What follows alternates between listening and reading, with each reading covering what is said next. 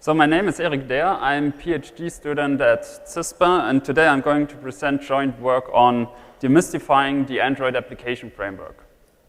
So the first question that comes in mind is, why do we need to demystify the Android application framework? And the answer is it's because the framework internals are still largely a black box for us. And as a consequence, we do not know how these internals influence both platform security and user privacy. And even worse, we do not have a comprehensive methodology on how to analyze the framework in the first place. And this would require to have a solid understanding of any platform-specific peculiarities that would impede such a static analysis. And if we have a look to static Android application analysis, we see that over the last years, there has been a dedicated line of work that establishes such a knowledge for Android applications. And this includes approaches to enumerate all the application entry points. Moreover, there are approaches to generate a static runtime model that approximate the complex application lifecycle behavior. And finally, there are techniques to automatically compile lists of sensitive sources and sinks that can be used to either access sensitive data, like the device identifier, or to send data off the phone. And if we get back to the platform security, we have a rough understanding of how the framework works. So it's composed of system services to provide core functionality to the application layer. But yet, such a knowledge base as we have it for application analysis is yet missing. And even worse, we cannot transfer or easily transfer this existing knowledge from applications to the framework because the framework is inherently different. And this brings me to our first contribution. So in the following, I will show you a systematic methodology on how to statically analyze the application framework. And this includes the enumeration of framework entry points as well as the generation of a precise static runtime model. And having such a methodology, we can then conduct any further security-related analysis on top. I then showed that with such a methodology, we can improve on prior results by generating permission mappings for SDK and for the framework that improve on prior results. And finally, we dig a bit deeper into Android's permission system and answer the question or give a technique on how to classify sensitive operations that are guarded by Android's permission checks. And finally, we show where permissions are checked in the framework and answering the question what security implications this might have. Okay, so let's start with the question on how to statically analyze the framework. Similar as for Android application analysis, there are three main challenges that you have to overcome. First is how to enumerate a framework entry points. Second, how to generate a static model that approximates the runtime behavior. And third, what are the sensitive operations within the framework API? Let's start with the framework entry points. So we want to know what functionality is exposed to the application layer.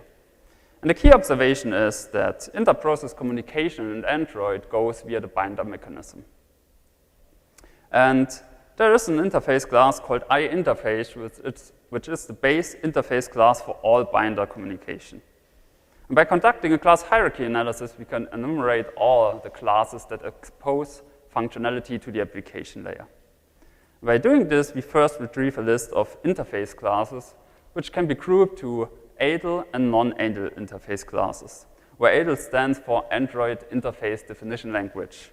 These are basically standard Java interfaces that come with an ADL compiler that automatically generates two classes, a proxy and a stub class, where the proxy is a low-level implementation of the interface, and the stub class is an abstract class that is extended by the actual service, like the audio service or location manager service.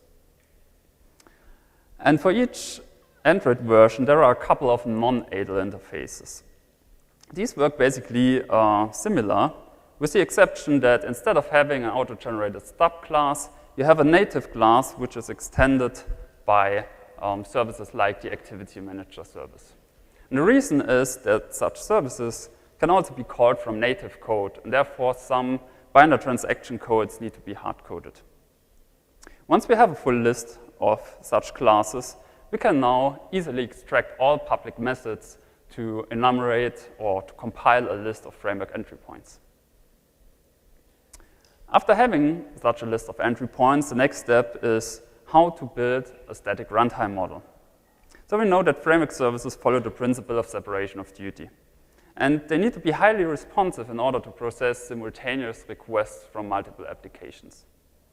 And to do so, they use various concurrency patterns that impede any kind of static analysis.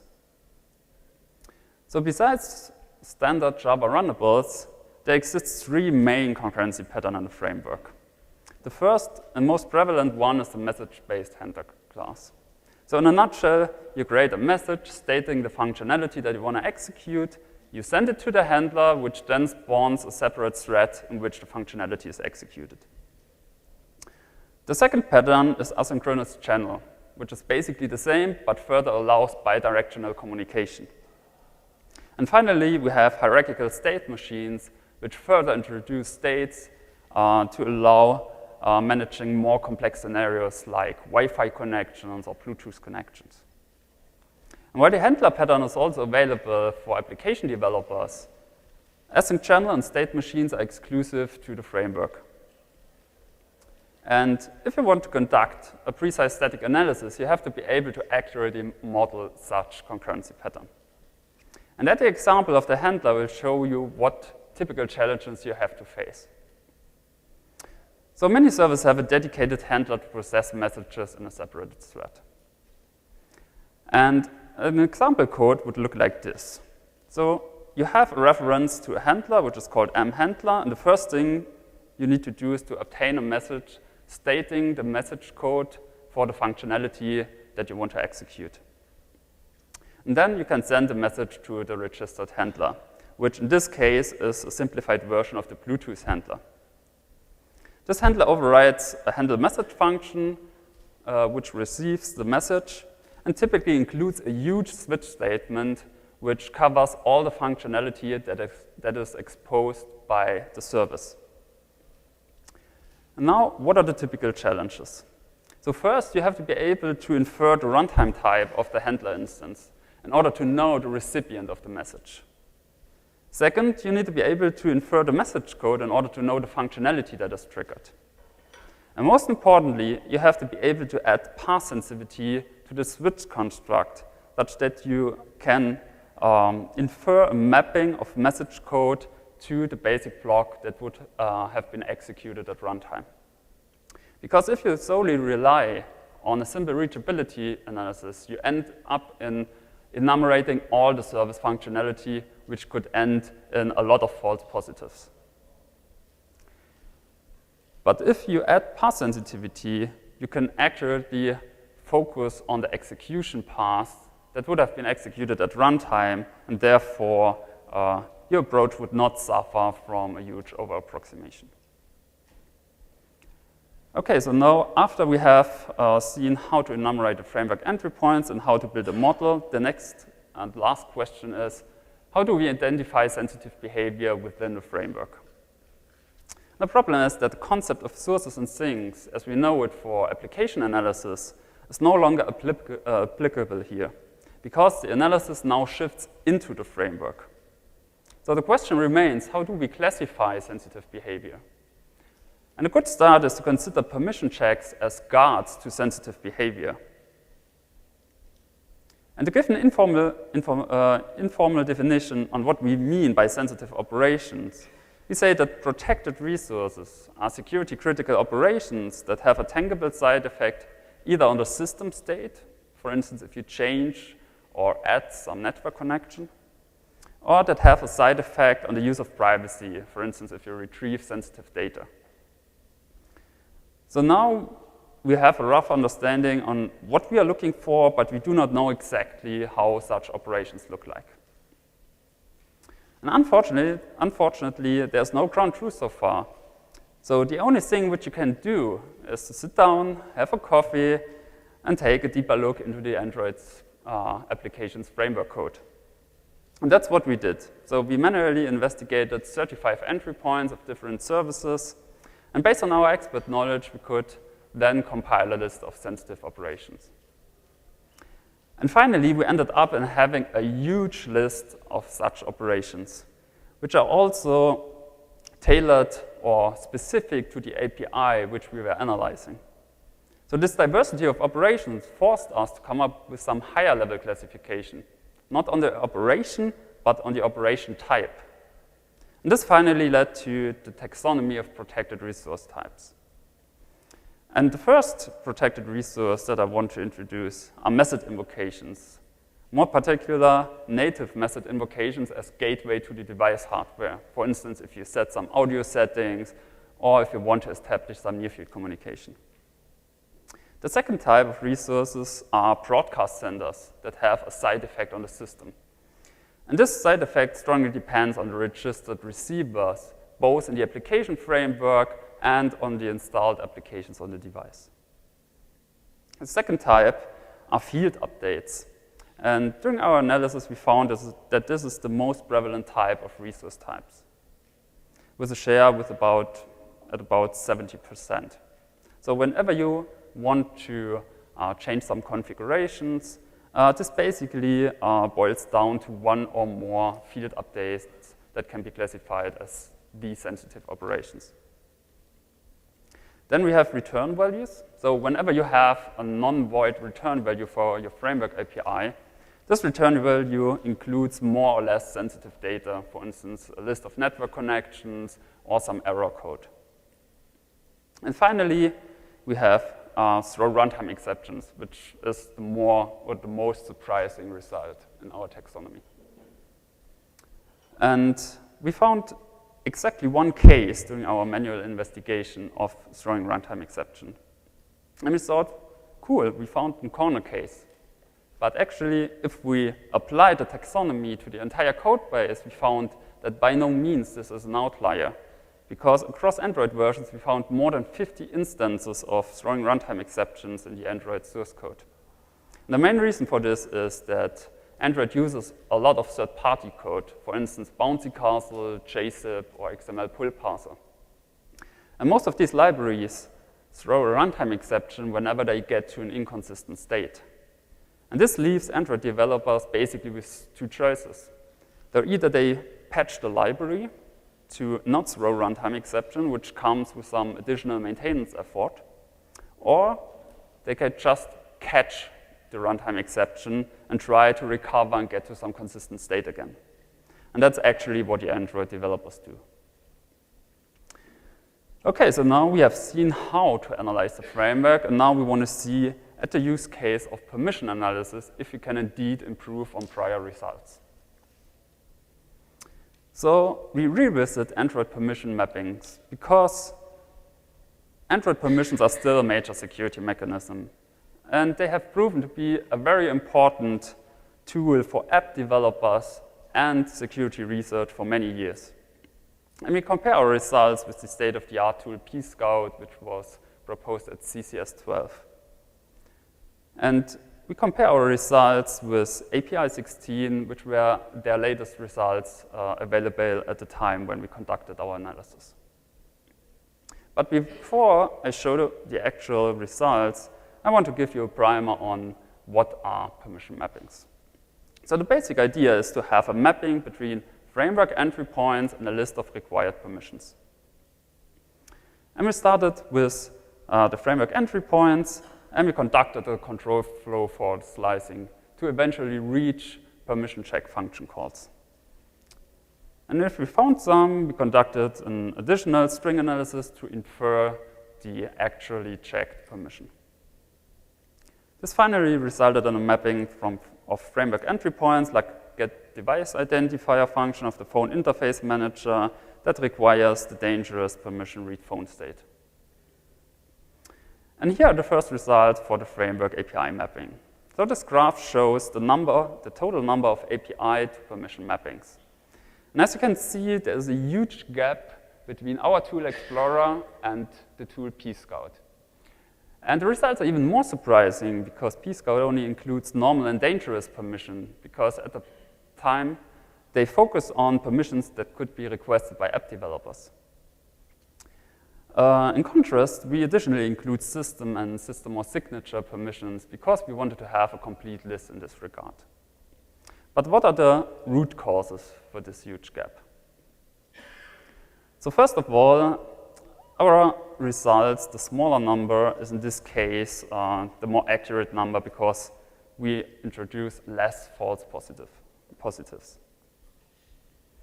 And the root cause for this reduced over-approximation is the additional effort that we spend in modeling the call graph. This does not only include strong type inference and resolving dynamic dispatch, this particularly also refers to the accurate modeling of all the concurrency pattern that I've presented before. So especially this huge switch statement for the handler class. Moreover, our entry point definition ensures that each mapping that our tool reports indeed starts with a valid entry point that can be called from the application layer. The next mapping is the SDK mapping, which is basically an extension to the framework mapping. So you add the SDK, which at some point uses inter-process communication to call a framework entry point. And finally, you receive a mapping of SDK entry points to a list of required permissions. And these are the first results that show the number of permissions required by SDK APIs. And here are two important things that you should note. First of all, the total number of mappings is now much closer than the number of mappings that we have seen before for the framework mapping. Second, our tool Explorer does not report outliers with more than 3 permissions. And the root causes are the following. So in the process of connecting the framework to the SDK, a lot of false mappings are automatically eliminated. Because if you do not have a framework mapping that starts with a valid framework entry point, you cannot connect it to the SDK. And therefore, a lot of non-API entry method mappings are automatically ruled out. And as for the outliers, adding this additional path sensitivity in the concurrency pattern, like in the handler, also eliminates a lot of false mappings. In particular, if you just rely on a simple reachability analysis, you end up in enumerating all the functionality in the handler class, which also implies that you sum all the permissions that are required by this functionality. While at the same time, if you are able to pinpoint the analysis to the exact execution branch, you also only consider the permission that is required for this execution branch. The second mapping shows the number of documented APIs that requires a specific permission, like NFC, set wallpaper, or Bluetooth. And here you can see that the results largely differ with respect to the permission. So for instance, for the NFC and Bluetooth permission, our tool reports less mappings, while at the same time for set wallpaper and broadcast sticky, we report more mappings. So what numbers are correct? Therefore, we manually validated all the mappings for the top 4 permissions to find the root cause. And surprisingly, the differences in the results were mainly due to the SDK analysis. So the different results that we have for the framework mapping did not influence this mapping at all.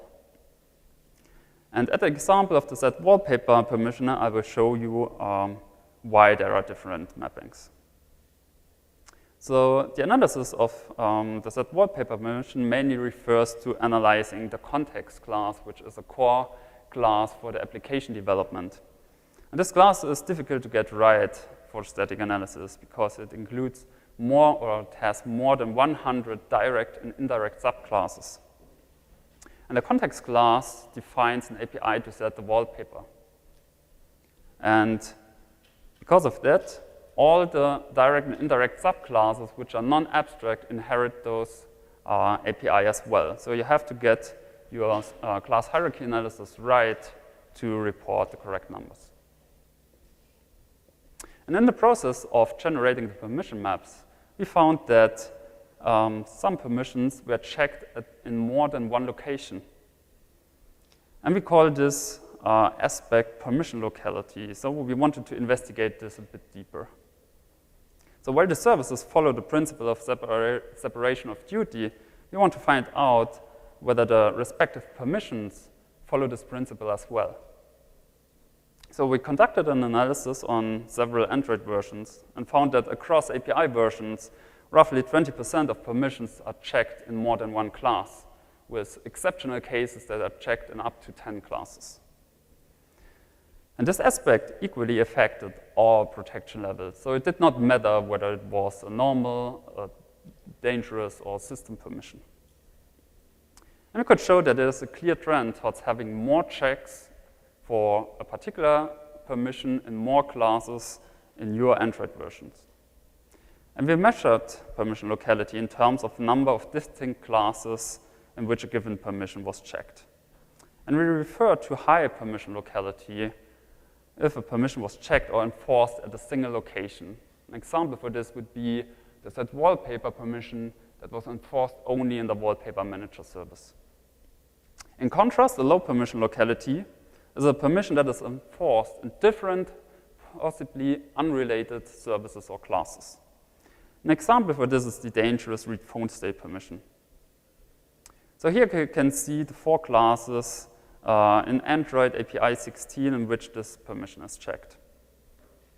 But those 4 classes reside in 4 different packages.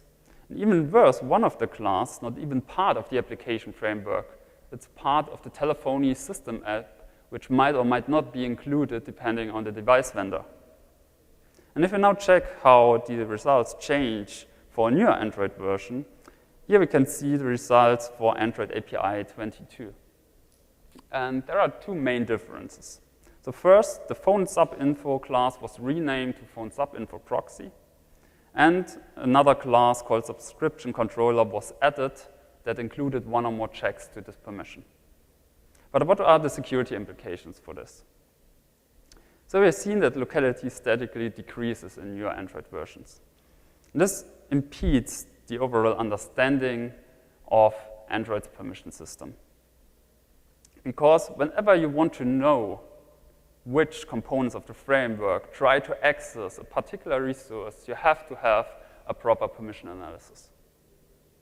And the question is, would it make sense to have a single enforcement point for permissions? So if you have a look at access control frameworks like ASM or ASF that have been proposed in the last years, their security policy strongly depends on having knowledge about where permissions are checked in the framework. And the secure policy can suddenly become incomplete if a new Android version is published and new classes were added with permission checks for the same permission. Well, if you have a single enforcement point, your secure policy can remain secure because you only have one single enforcement point and only the callers to this enforcement point are changing. How could this be established? Well, for each permission, you could identify an owning class or an owning service.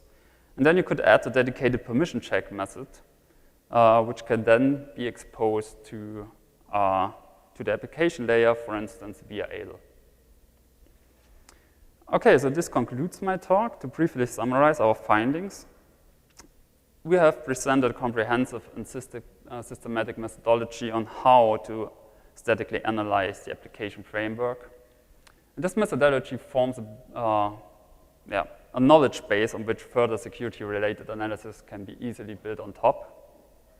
We gave a first high-level classification of protected resource types, answering the question, what is actually protected by Android's permissions?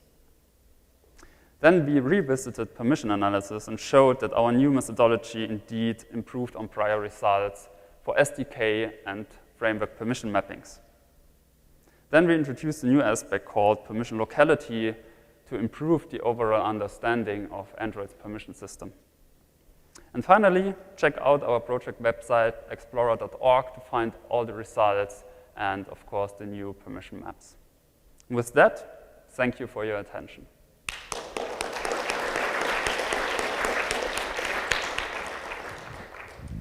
Questions?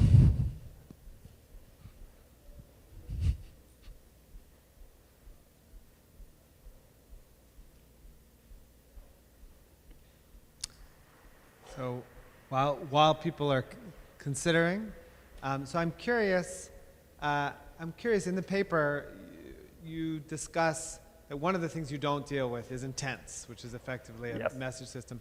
Can you talk a little bit about why that is and what it would take to deal with frameworks that make use of intents? So of course, intents and also permission mappings for content providers are quite important to have a complete framework mapping. But they are not conceptually different to what we've seen in the paper. And the main problem was how it is often the lack of time before the submission. And the time that we had, we wanted to spend on manually investigating all the results that we produced to really make sure that the results that we report are indeed correct.